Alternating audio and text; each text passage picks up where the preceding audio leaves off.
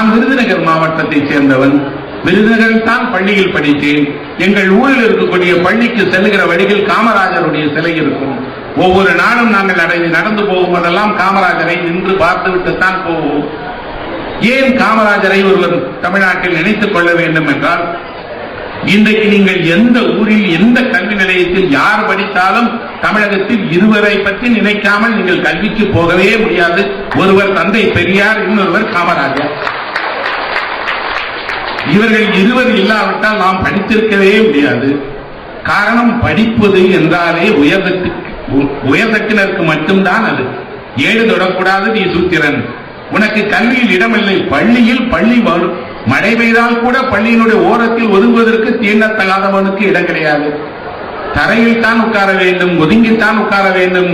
உனக்கு கல்வி மறுக்கப்படுகிறது என்று காலங்காலமாக ஒடுக்கி வைக்கப்பட்ட இந்த ஏழை எளிய அடித்தட்டு குழந்தைகள் படிக்க வேண்டும் என்று கதவுகளை திறந்து விட்டவர் பெரியாரும் காமராஜரும் தானே. நாம் அவர்களை மறக்க முடியுமா? நாங்கள் அந்த பள்ளிக்கு போகிற நேரங்களில் எல்லாம் காமராஜரை பார்ப்போம். அந்த காமராஜரை பற்றி கதை கதையாக எங்கள் ஊரில் சொல்வார்கள். மறக்க முடியாத ஒரு கதை என்ன தெரியுமா?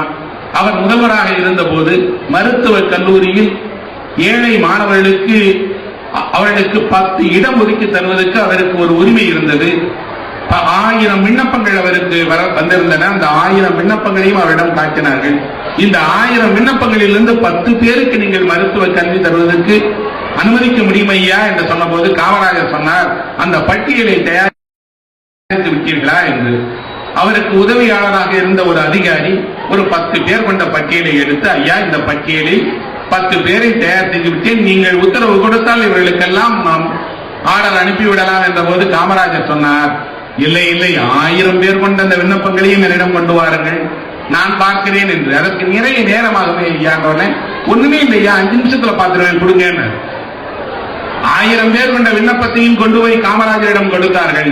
அவர் என்ன செய்தார் தெரியுமா? மட மட மட மடவென்று எல்லா விண்ணப்பங்களையும் புரட்டிக் கொண்டே வந்தார். வரும்போதே ஒவ்வொரு விண்ணப்பமாக உருவிக்கொண்டே வந்தார். 10 விண்ணப்பங்களை எடுத்தார். இந்த 10 பேருக்கும் நீங்கள் உத்தரவு போடுங்கள், இவர்களுக்கு மருத்துவ சீட்டு உறுதி என்றார். அதிகாரி இல்லையா, அவர் கேள்வி கேட்டார், ஐயா, எப்படி தேர்வு செய்தீர்கள்? கடகட என்று ஒவ்வொரு விண்ணப்பமாக உருவி விட்டீர்களே, இது என்ன தேர்வு என்ற போது காமராஜர் சொன்னார், அந்த 10 பேருடைய பெற்றோரும் கையொப்பம் வைத்திருக்கிறார்கள், அவர்கள் பிள்ளைகள் தான் படிக்க வேண்டும். யார் படிக்க வேண்டும் என்று அவருக்கு தோன்றி இருக்கிறது என்றால், முதல் தலைமுறை கல்வி படிக்கக்கூடிய பிள்ளைகளுக்குத்தானே முதலிடம் கொடுக்க வேண்டும். அப்படிப்பட்டவர் தான் காமராஜர். அவர் உருவாக்கியதுதான் இலவச கல்வி. இலவசமாக இன்று படிக்கக்கூடிய அத்தனையும். ஒரு முதல்வர் கல்வியில் நாட்டமுடையவராக இருந்தார், கல்வி பணியை மேம்படுத்துவதாக இருந்தால் அந்த மாநிலம் கல்வியில் முன்னேறும் என்பதற்கு தமிழகம் ஒரு உதாரணம். இன்று தமிழகத்தில் எல்லா துறைகளிலும் கல்வியில் சிறந்தவர்கள் வழங்குகிறார்கள் என்றால் அவர் ஒரு 30 ஆண்டுகளுக்கு முன்பு விதைத்த விதைதான் இன்று வளர்ந்து நிற்கிறது. இதைத்தான் பெரியாரும் செய்தார், அவர் சமூக தளத்தில் செய்தார், இவர் ஆட்சியில் அமர்ந்தே செய்தார்.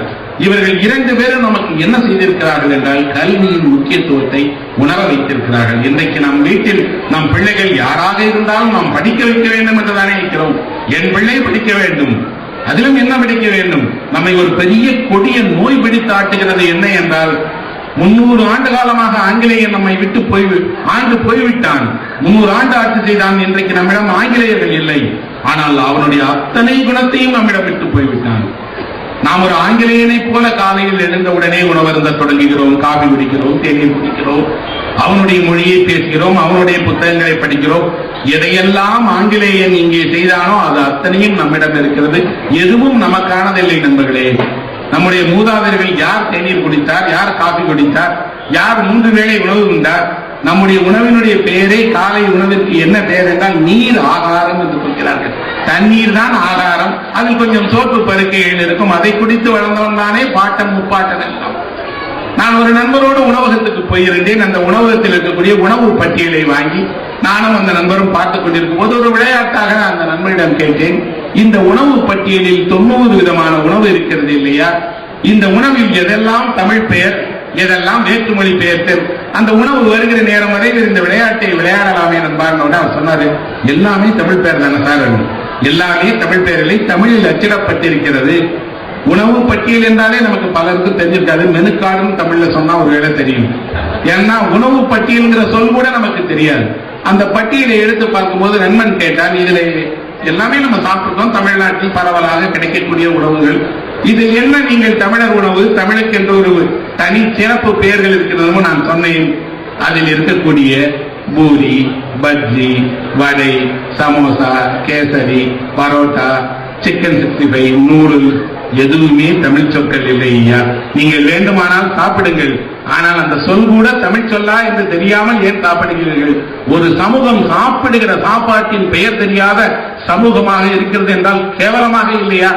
நாம் தட்டில் சாப்பாடு போடுகிறோம், என்ன போட்டிருக்கிறார் கேட்டால் சோறு போட்டிருக்கிறார் என்றார். அது அரிசி தானே, என்ன நெல் அது? பொன்னியா, சீரக சம்பாவா, குருவையா, என்ன நெல் எது என்று அவனுக்கு பார்த்து அந்த உணவை சாப்பிட வேண்டும் என்று தெரியும். எதுவுமே தெரியாது. எந்த உணவகத்துக்கு போனாலும் ஒரு பெரிய கொட்டிலில் கொண்டு வந்து தட்டுகிறார்கள், இலையில் அமைதியாக சாப்பிடுகிறோம். சோறு என்று கொடுங்கள் என்கிறோம். அந்த சோறு கூட சென்னையில் சோறு என்று கேட்க மாட்டார்கள், ரைஸ் என்றுதான் கேட்பார்கள். ரைஸ் கொடுங்கள், வாட்டர் கொடுங்கள் என்றுதான் கேட்பார்கள். தவிர தமிழில் சோறு என்ற சொல் கூட தெரியாது. ஆனால் சாப்பிடுகிற சோறினுடைய பெயர் தெரியாத ஒரு சமூகமாக நம்மை மாற்றி வைத்திருப்பது நம்முடைய கல்வியினுடைய ஒரு பலவீனம் என்றுதான் சொல்வேன். காரணம், நம்ம எல்லாம் இதை எந்த பாடத்திலும் படிக்கவில்லை. எங்காவது நாம் படிக்கிற பாடத்தில் 1ஆம் வகுப்பு பாடத்தை எடுத்துக்கொண்டு இட்டலி என்பது தமிழ் சொல்லா, பொங்கல் என்பது தமிழ் சொல்லா, நாம் அன்றாடம் சாப்பிடுகிறோமே இந்த உணவினுடைய வரலாறு என்ன என்று 1ஆம் வகுப்பு பையனுக்கு பாடம் எடுக்க வேண்டாமா? அவன் நூடுல்ஸ் சாப்பிடுகிறான். இன்றைக்கு இந்த நூடுல்ஸ் எங்கிருந்து வந்தது தெரியாது. நான் ஒரு நண்பர் வீட்டுக்கு போயிருக்கும் போது அவர் எனக்கு ஜவ்வரிசி பாயாசம் கொடுத்தார்.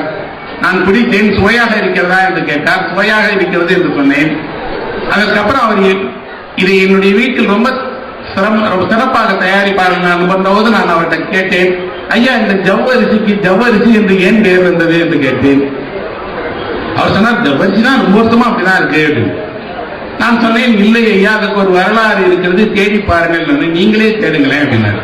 நான் எனக்கு தெரிந்த ஒவ்வொரு நண்பராக தொலைபேசியில் அழைத்து ஜவ்வரிசிக்கு ஜவ்வரிசிங்கிற பெயர் எப்படி வந்ததுன்னு கேட்ட போது அவர் சொன்னார், உலகத்துல 1000 பிரச்சனை இருக்கு, உனக்கு ஜவ்வரிசி தான் பிரச்சனையா? அந்த பாயாசத்தை குடித்தமா போனமான்னு இருக்க வேண்டியதானப்பா, அது ஏன் நோன்றாரு? இல்லையப்பா, அந்த பேர்ல ஜவ் அரிசிங்கிறானே, அது ஏன் ஜவ்வரிசி? ஒரு நாள் முழுக்க நான் இதை தேடி பலருக்கும் தொலைபேசி அழைத்த போதெல்லாம் எல்லாரும் ஒரே குரல்ல சொன்னாங்க, அது பாயாசம் எல்லாம் சாப்பிட்டுருக்கோம், ஆனா ஜவ்வரிசி தான் தெரியாது. கடைசியாக ஒரு நண்பரிடம் கேட்டபோது அவர் சொன்னார், அது ஜாவாவிலிருந்து வந்த அரிசி. ஜாவா அரிசி என்பதை தமிழர்கள் ஜவ்வரிசி ஆக்கிவிட்டார்கள். அந்த அரிசி ஜாவாவில் விளையக்கூடியது, உருண்டை உருண்டையாக இருக்கிறது. அதை நாம் இங்கே இறக்குமதி செய்து கொண்டிருக்கிறோம். அந்த உணவுக்குத்தான் ஜாவா. இது ஜவ்வரிசிக்கு மட்டும் அந்த கதை அல்ல, தமிழ்நாட்டிற்குரிய அத்தனை உணவுகளுக்கும் இப்படி வரலாறு இருக்கிறது நண்பர்களே. இட்டலி, பொங்கல் என்ற 2 சொற்களை தவிர அதில் இருக்கக்கூடிய 87 86 சொற்களும் வேறு மொழி சொற்கள் தான். அந்த சொற்களுக்கெல்லாம் அந்த உணவெல்லாம் நமக்கு ஒவ்வொரு நூற்றாண்டிலும் நமக்கு அறிமுகமானது. எனக்கு விவரம் தெரிய என்னுடைய கிராமத்தில் சிறு வயதில் மும்பையிலிருந்து வந்திருந்த ஒருவர் ஒரு பாக்கெட் ஒரே ஒரு வினோதமான ஒரு பொருளை கொண்டு வந்தார்.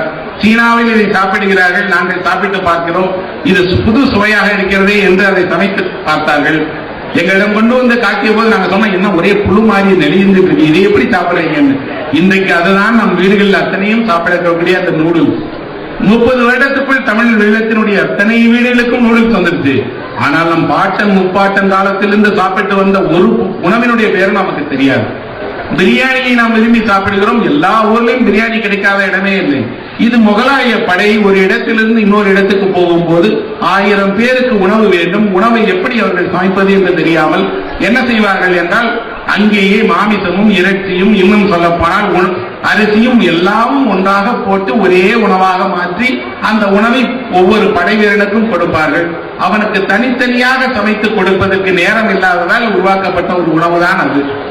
இதே உணவு தமிழர்களிடமே இருக்கிறது. தமிழர்களுடைய சங்க இலக்கியம் படித்தால் சங்க இலக்கியத்தில் இதுபோல ஒரு உணவுக்கு பெயர் சொல்கிறார்கள். அதனுடைய பெயர் ஊன் அடிசல் என்று பெயர். ஊன் என்றால் இறைச்சி, அடிசல் என்றால் சாதம் என்று சொல்லப்படக்கூடியது. இன்றைக்கு கூட பெருமாள் கோயிலுக்கு போகிறவர்களுக்கு தெரியும், அங்க அக்கார அடிசல் என்று தருவார்கள். அது சர்க்கரை பொங்கல். அக்கறை என்றால் அது சர்க்கரை, அதிலிருந்து வரக்கூடிய பொங்கல் சர்க்கரை பொங்கல். இந்த ஊன் அடிசல் எப்படி செய்வார்கள் தமிழர்கள் தெரியுமா? பாலில் அரிசியை வேக வைத்து அது நன்றாக பதமாக வரும்போது அதில் இறைச்சியை கலந்து வாசனையை எல்லாம் போட்டு அந்த வாசனை பொங்க இன்றைக்கு தம் பிரியாணின்னு சொல்றாங்களே, இது போல இவர்கள் மேலே ஒரு மண் கலயத்தை வைத்து மூடி அந்த இறைச்சியினுடைய சுவையும் மாறாமல் அரிசியும் பதமாக வேகும்படி செய்து இந்த இறைச்சியை சாப்பிட்டிருக்கிறார்கள். இன்று அல்ல, 2500 வருடத்துக்கு முன்பாக தமிழர்கள். ஆனால் தமிழன் சாப்பிட்ட உணவு தமிழனுக்கே தெரியவில்லை. ஆனால் யாரோ சாப்பிட்ட உணவை நாம் அன்றாட உணவாக்கி வச்சிருக்கிறோம். உணவின் வரலாறு, காய்கறியினுடைய வரலாறு, அன்றாட நாம் பயன்படுத்துகிற சட்டை துணியிலிருந்து அத்தனை வரலாறும் நமக்கு ஏன் கற்றுத்தரப்படவில்லை என்றால் ஒரு தவறு வரலாறு நமக்கு தெரியாது என்பதுதான். நாம் படித்த அத்தனை வரலாறும் மன்னர்களுடைய வரலாறு. மக்களினுடைய வரலாற்றை நாம் வாழ்க்கையில் படிக்கவே இல்லை. எந்த மன்னர் எந்த ஆண்டு ஒரு போர் செய்தார், அந்த போர் யாருக்காக நடந்தது, யாரை வென்றார் என்ற ஒரு வரலாறு தான் இருக்கிறதே தவிர இந்த மன்னருக்கு சண்டையிடுவதற்காக போன அத்தனை ஆயிரம் குடும்பங்கள் என்னானது, அவர்கள் எதை கொண்டு விவசாயம் செய்தார்கள், எப்படி பாடுபட்டார்கள், எந்த ஆற்றினுடைய தண்ணீரை குடித்தார்கள், எந்த கலை சிற்பங்களை செய்தார்கள், ஒரு பண்பாட்டு வரலாறும் நம் பாடப்புத்தகத்தில் படித்ததே இல்லை. நான் வகுப்பில் படிக்கும் போது எனக்கு வகுப்பு ஆசிரியர் சரித்திரம் நடத்தும் போது அவர் அடிக்கடி சொல்வார், அசோகர் மரம் நட்டார், அசோகர் சாலையோரங்களில் எல்லாம் மரம் நட்டிருக்கிறார் என்று. நான் கொஞ்சம் வரலாறு ஆர்வம் உள்ள மாணவன் என்பதால் அவரிடம் கேட்பேன், கங்கை சமவெளியே மரங்கள் நிறைந்த சமவெளிதானே ஐயா, அங்கே ஏன் மரங்களை நட வேண்டும்? மரமே இல்லாத பகுதியில் மரம் நடுவது என்றால் ஒரு செயல். கங்கை முழுக்க மரங்கள் இருக்கும் போது இவர் ஏனப்பா தேவையில்லாமல் மரம் நட்டிருக்கிறார் கேட்டா ஆசிரியர் சொன்னாரு, அப்படிதான் வரலாங்க போட்டிருக்கு, நீயா கேட்கக்கூடாது. அப்போது கூட நான் அவரிடம் ஒரு கேட்டேன், என்ன மரங்களை அசோகர் நட்டார் என்று எங்காவது சொல்ல வேண்டியதுதானே? அசோகர் மரம் நட்டார் என்ற இவ்வளவு ஆண்டுகளாக சொல்லிக் கொண்டிருக்கிறோமே, என்ன மரத்தை அசோகர் நட்டார்? ஒரே பதில், எளிதான பதில். ஆசிரியர் சொன்னார், நீயே போய் பார்த்துட்டு வந்து எங்களுக்கு சொல்லு. ஏன்னா எங்களுக்கு தெரியாது, நாங்க என்ன பாடத்துல போட்டோமோ அதைத்தான் நடத்துவோம். நான் அந்த கேள்வியின் பின்னால் துரத்தி சென்றேன் நண்பர்களே. 1, 2 அல்ல, வட இந்தியாவில் இமயம் வரை போய் தேடினேன். அசோகர் காலத்தில் என்ன மரம் நட்டார், என்ன வரலாற்று சான்றுகள் இருக்கிறது, எங்காவது அசோகர் மரம் நடும் போது இந்தந்த மரங்களை இந்தந்த பகுதியில் நட வேண்டும் என்று உத்தரவு போட்டிருக்கிறாரா? ஏனென்றால் அசோகருடைய காலத்திற்கு ஒரு சிறப்பு இருக்கிறது. எல்லாமே கல்வெட்டுகளில் பொதுமக்கள் படிக்கும்படியாக எழுதி வைக்கப்பட்டிருக்கிறது. இன்றைக்கு கூட அரசு ஆணைகளை நாம் படிக்க வேண்டும் என்றால் அரசு அலுவலகங்களுக்கு போய் தான் படிக்க வேண்டும். அன்றைக்கு மக்கள் எங்கெல்லாம் வருகிறார்களோ அந்த இடங்களில் தான் அரசாணைகளை வெட்டி வைத்திருக்கிறார். இவ்வளவு இதில் எங்காவது இந்த மரங்களை பற்றி அரசாணை ஏதாவது இருக்கிறதா என்றால் ஒரே ஒரு அரசாணை. அந்த அரசாணையில் ஒரு குறிப்பு இருக்கிறது. என்ன குறிப்பு என்றால், சால் ட்ரீ என்று சொல்லப்படக்கூடிய சால மரங்களை நட்டு வைக்க வேண்டும் என்று சொல்கிறார். அது இந்த மரத்துக்கு மட்டும் என்ன சிறப்பு என்றால், அந்த மரத்தின் அடியில் தான் புத்தர் பிறந்தார், அந்த மரத்தின் அடியில் தான் புத்தர் இறந்தார். அந்த மரம் புத்த மதத்தை பொறுத்த மட்டும் புனிதமான ஒரு மரம். புத்தருக்கு செய்கிற ஒரு காரியமாக அவர் சால மரங்களை வழியெல்லாம் நட்டிருக்கிறார். அப்போது எனக்கு தோன்றியது, இந்த மரம் ஏன் தென்னகத்தில் இல்லை, குறைவாக இருக்கிறது, வட இந்தியாவில் மட்டுமே அதிகமாக இருக்கிறது என்ற போது ஒரு வரலாற்று பார்வை எனக்கு உருவானது. என்ன தெரியுமா? தென்னகத்தில் தேக்கு அதிகம் விளைகிறது, வட இந்தியாவில் சால் என்று சொல்லக்கூடிய சால மரங்கள் விளைகிறது.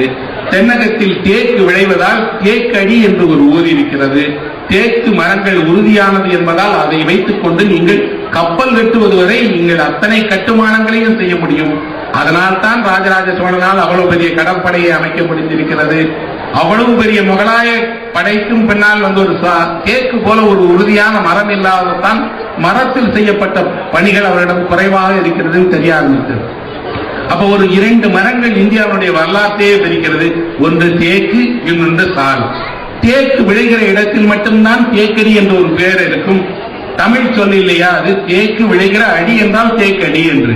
ஆனால் இப்போது என்னுடைய நண்பர், இந்தியாவுடைய மிக முக்கியமான ஒரு ஆட்சித் தலைவராக இருந்தவர், ஒரிசா மாநிலத்தில் இருக்கக்கூடிய பாலகிருஷ்ணன் IAS அவர்கள் ஒரு ஆய்வை மேற்கொண்டிருக்கிறார். அவர் சிந்து சமவெளியை பற்றிய ஆய்வில் ஒரு உண்மையை கண்டுபிடித்திருக்கிறார். என்ன என்றால், ஆப்கானிஸ்தானிலும் பாகிஸ்தானிலும் 118 பெயர்கள் தமிழ் பெயர்கள் காணப்படுகிறது. அதில் ஒரு பெயர் தேக்கடி என்று சொல்கிறார். ஆப்கானிஸ்தானிற்கு எப்படி தேக்கடி போனது? தேக்கடி போனாலும் பரவாயில்லை, கொற்கை, முசிறி, வஞ்சி, தொண்டி என்று ஆரம்பித்து தமிழ்நாட்டில் இருக்கக்கூடிய அத்தனை பிரதான ஊர்களும் ஆப்கானிஸ்தானிலும் பாகிஸ்தானிலும் இருக்கிறது என்றால், தமிழினுடைய வேர்கள் தமிழ்நாட்டில் மட்டுமில்லை நண்பர்களே, இந்தியா முழுவதும் பரவி இருக்கிறது. தமிழன் இந்தியா முழுவதும் சென்று வந்திருக்கிறான். அவருடைய ஒரு ஆய்வு அறிக்கையை கேட்டேன். அந்த ஆய்வு அறிக்கையில் அவர் சொல்கிறார், இப்போது வட இந்தியாவில் வந்து ஒரு மிகப்பெரிய இமயத்தினுடைய ஒரு ஒட்டுமொத்த இமயத்தையும் அழித்தது இல்லையா ஒரு இயற்கை சீற்றம். இந்த இயற்கை சீற்றத்தை குறித்து இந்திய மொழிகளில் எங்காவது ஏதாவது எழுதப்பட்டிருக்கிறதா? இப்படி ரிஷிகேசத்துக்கு மேலே பாறைகள் போல பனி உருண்டு வந்து ஒட்டுமொத்த இமயமும் ஒரு பெரும் எழுச்சியை சந்திக்கும் என்று எந்த மொழியிலாவது குறிப்பு இருக்கிறதா என்று தேடிய போது ஆச்சரியம், அதை பற்றி ஒரு குறிப்பு தமிழில் இருக்கிறது. அதை எழுதியவர் ஔவையார். ஔவையார் எழுதிய ஒரு பாடலில் ஒரு குறிப்பு வருகிறது. என்ன என்றால், இமயத்தில் இருக்கக்கூடிய இப்படி ஒரு சீற்றத்தின் காரணமாக ஆற்றில் வெள்ளம் ஓடி வந்து அங்கிருக்கக்கூடிய பாறைகளை எல்லாம் உருட்டி போய் அடித்து கிராமங்களை அழித்து விடுவதைப் போலல்லவா காதல் ஒரு மனிதனை அழித்து விடுகிறது என்று ஒரு உதாரணம் சொல்கிறார் அவை. அவை நம்மூர் பாட்டி, அவளுக்கு எப்படி இமயம் தெரிகிறது? 1 2 அல்ல, சங்க இலக்கியத்தில் குறிப்பாக 27 இடங்களில் இமயம் என்ற சொல்லே வருகிறது. இமயத்திற்கு போய் இமயத்தினுடைய உச்சி வரை அறிந்தவனாக தமிழன் இருந்திருக்கிறான். இந்த வரலாற்றுடைய உண்மைகளை நாம் அறியவே இல்லை. இந்தியாவிற்கு போனால், நீங்கள் வட இந்தியாவிற்கு போகும் போதெல்லாம் உங்களுக்கு தோன்றும், அங்கே உணவின் ருசி நமக்கு பிடித்தமானதாக இல்லை. தென்னிந்திய உணவு சாப்பிட்டவர்களுக்கு, தமிழகத்து உணவு சாப்பிட்டவர்களுக்கு வட இந்தியாவுக்கு போனால் அங்கே சுவை குறைவாக இருக்கும். காரணம் என்ன என்றால், அவர்கள் புளியை பயன்படுத்த மாட்டார்கள். புளி ரேகை என்று சொல்லப்படக்கூடிய ஒரு கோடி இந்தியாவை பிரிக்கிறது நண்பர்களே. தென்னிந்தியாவில் தான் புளி அதிகமாக சேர்க்கிறார்கள், வட இந்தியாவில் அந்த இடத்தில் தயிரை பயன்படுத்துகிறார்கள். அவர்கள் நாம் எதையெல்லாம் புளிக்குழம்பு காரக்குழம்பு என்று வைக்கிறோமே, இதையெல்லாம் அங்கே தயிர் போட்டு வைக்கக் கொண்டிருக்கிறது. இது போல இனிப்பு ரேகை என்று ஒரு ரேகை வருகிறது. நீங்கள் கர்நாடகாவுக்கு போனீங்கன்னா அங்கே சாம்பாரில் கூட வெல்லம் போட்டுத்தான் சாம்பார் வைப்பார்கள். வெறும் சுவை அல்ல, இந்தியாவை பிரிக்கக்கூடிய கண்ணுக்கு தெரியாத வரலாற்று கோடுகள், பண்பாட்டு மிச்சங்கள் நம்மை இணைத்துக் கொண்டே இருக்கிறது. நான் இந்தியாவில் எத்தனையோ கலைக்கூடங்களை பார்த்திருக்கிறேன், ஆகச்சிறந்த கலை சிற்பங்களை பார்த்திருக்கிறேன். தாஜ்மஹாலை பார்க்கும் போதெல்லாம் எனக்கு தோன்றும், தாஜ்மஹால் என்பது 13 குழந்தைகளை பெற்று இறந்த ஒரு பெண்ணினுடைய கல்லறை. அது 14வது குழந்தையை பெறும்போதுதான் அவர் இறந்து போனார். அது ஒரு தாயினுடைய கல்லறை. காதலின் சின்னமாக இருந்தால் 20 வயது பெண்ணிற்கு 18 வயது பெண்ணிற்கு தானே அது சின்னமாக இருக்க வேண்டும். இது இவள் ஒரு தாய், அதிலும் நம் கிராமத்து தாயை போல 10 குழந்தைகளை பெற்றெடுத்த தாய், அவளுடைய கல்லறை மிக அழகாக கட்டப்பட்டிருக்கிறது அந்த கல்லறை. அந்த கல்லறையை கட்டுவதற்காக ஷாஜகான் அவ்வளவு கோடி கோடி பொன்னை செலவழித்திருக்கிறான். ஆனால் துரதிர்ஷ்டம் பாருங்கள், ஒரு நாள் கூட அவன் அதற்குள் போகவே இல்லை. இது ஒரு வரலாறு, ஒரு உண்மையை நமக்கு கற்றுத் தருகிறது. என்ன என்றால், நீங்கள் ஆசையாக எதை அனுபவிக்கிறீர்களோ அதை நீங்கள் அனுபவிக்கிறதுக்கு முன்பாக நீங்கள் அங்கிருந்து போகப்படுவீர்கள், அல்லது அதை அனுபவிக்க முடியாமல் ஏதாவது ஒன்று உங்களை தடுத்துவிடும். வெறுமனாக ஷாஜகான் பார்த்துக் கொண்டிருந்தார். அந்த தாஜ்மஹாலை பார்த்து நான் வியந்திருக்கிறேன். ஆனால் என் மனம் அதைவிட மிகப்பெரிய கலைக்கூடம் ஒன்றைத்தான் எப்போதுமே இந்தியாவின் ஆகச்சிறந்த கலைக்கூடம் என்று சொல்கிறது. அந்த கலைக்கூடம் தமிழகத்தில் இருக்கக்கூடிய கங்கை கொண்ட சோழபுரம் தான். அதற்கு நிகராக இந்தியாவில் எதுவுமே கிடையாது. அப்படி ஒரு கலையை கல்லில் மனிதன் உருவாக்குகிற விந்தையை நான் பார்த்ததே கிடையாது. ஒவ்வொரு சிற்பமும் 1000 உயிர் பெறக்கூடியது. அதை பார்த்துக் கொண்டிருந்தால் உங்கள் சிந்தை பறிபோய்விடும். நீங்கள் உங்கள் குழந்தைகளை அழைத்து போய் காட்ட வேண்டும் என்றால், எப்போதாவது ஓய்வு இருந்தால் நீங்கள் அந்த கும்பகோணம் மாவட்டத்தில், தஞ்சை மாவட்டத்தில் மட்டும் பாருங்கள். கும்பகோணத்தினுடைய கோவில்களை பாருங்கள், தாராசுரத்தை பாருங்கள், பட்டீசுரத்தை பாருங்கள், இன்னும் சொல்ல போனால் திருபுவனத்தை பாருங்கள், தஞ்சையை பாருங்கள், கங்கை கொண்ட சோழபுரத்தை பாருங்கள். இந்த 5 முழு கற்கோவில்கள், முழுவதும் கற்களால் கட்டப்பட்ட சோழர்களுடைய கலைக்கோவிலினுடைய உன்னதமான சின்னங்கள் இந்த 5 கோயில்கள். இந்த 5ஐயும் உங்கள் குழந்தைகள் பார்த்து விட்டால், இந்த கலைகள் மேல் அந்த குழந்தைகளுக்கு ஆர்வம் வந்துவிட்டால், உலகில் எந்த நாட்டுக்கு போனாலும் எந்த சிற்பத்தை பார்த்தாலும் உடனே சொல்வார்கள், நம் சிற்பத்திற்கு ஈடாக இந்த சிலை இல்லையே என்று. காரணம் என்றால், ஒரு நடராஜர் சிலை இருக்கிறது, நீங்கள் போய் பாருங்கள். அங்கே தஞ்சாவூரில் இருக்கக்கூடிய அந்த காட்சியகத்தில் வைத்திருக்கிறார்கள். அந்த சிலைக்கு நிகராக ரோடினுடைய சிற்பம் கூட நிகரானதில்லை. அவர்களே வந்து இங்கே சொல்லி இருக்கிறார்கள், இப்படி ஒரு அழகான சிற்பத்தை யார் செய்தது? அங்கே எல்லாம் சிற்பி தன்னுடைய பெயரை பதித்துக் கொள்ளலாம். இங்கே எந்த சிற்பியும் பெயர் போட்டது கிடையாது. இந்த கோவிலில் 50 ரூபாய் கொடுத்து ஒரு மின்விளக்கு அமைத்திருப்பார், அவர் தான் பெயர் போட்டுட்டார். இப்போ நான் மின்விளக்கு உபயோகம் செய்திருக்கிறேன் என்று 1000 வருட கோவில் கட்டியதில் ஒருவருக்கும் ஒரு பெயரும் இல்லை. தேர் செய்தவன் யார்? அவ்வளவு பெரிய செல்வத்தூர் தேரை பார்க்கிறோம். அந்த தேருடைய பிரம்மாண்டத்தை பார்க்கும் போதெல்லாம் இதை செய்த கைகளை தொட்டு கும்பிட வேண்டாமா என்று தோன்றுகிறது. ஆனால் அங்கே அந்த சிற்பி யார் என்று தெரியாது, அதை செய்த தச்சன் யார் என்று தெரியாது. இன்னும் சொல்ல போனால் தமிழகத்தில் இருக்கக்கூடிய அத்தனை கலைக்கிலும் யார் காரணம் என்று தெரியாது. ஆனால் இதையெல்லாம், இந்த நினைவுகளை எல்லாம் சேமித்து வைப்பதற்கு ஒரு வழி இருக்கிறது. அந்த வழிதான் நம் நினைவுகளை எல்லாம் தொகுத்து நூலாக்குவது, எழுதி வைப்பது.